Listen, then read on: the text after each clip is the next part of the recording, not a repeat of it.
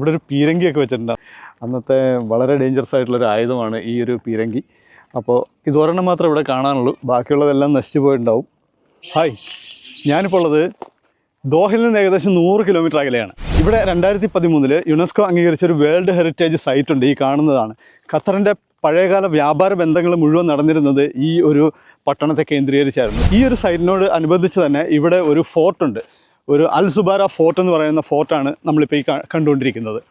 ഇതിന് ഉള്ളിൽ ഇവിടെ നിന്ന് ഖനനം ചെയ്ത് കിട്ടിയ പല തരത്തിലുള്ള വിശിഷ്ട വസ്തുക്കളും, പഴയകാലങ്ങളിൽ ട്രേഡിങ്ങിന് ഉപയോഗിച്ചിരുന്ന വസ്തുക്കളും ഇവിടെ ഒരു പട്ടണമായിരുന്നു എന്നുള്ളതിൻ്റെ തെളിവുകളും എല്ലാം ഇവിടുന്ന് കിട്ടിയിട്ടുണ്ട്. ദോഹ എന്ന് പറഞ്ഞ പട്ടണം ഖത്തറിൻ്റെ പിന്നീട് വളർന്നു വന്ന വളരെ വലിയ സിറ്റിയാണ്.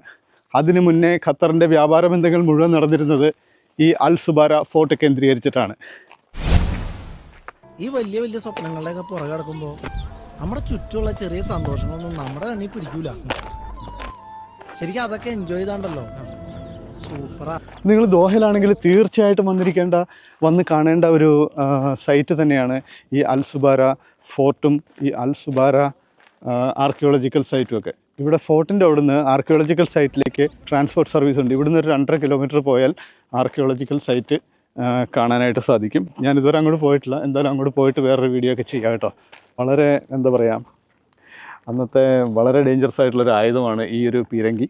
അപ്പോൾ ഇതൊരെണ്ണം മാത്രമേ ഇവിടെ കാണാനുള്ളൂ, ബാക്കിയുള്ളതെല്ലാം നശിച്ചു പോയിട്ടുണ്ടാവും. അപ്പോൾ എങ്ങനെയുണ്ട് നിങ്ങളുടെ അഭിപ്രായം ഈ വീഡിയോയെ പറ്റി? ഖത്തറിൻ്റെ one and only archaeological site നിങ്ങൾ വിസിറ്റ് ചെയ്യുക തീർച്ചയായും.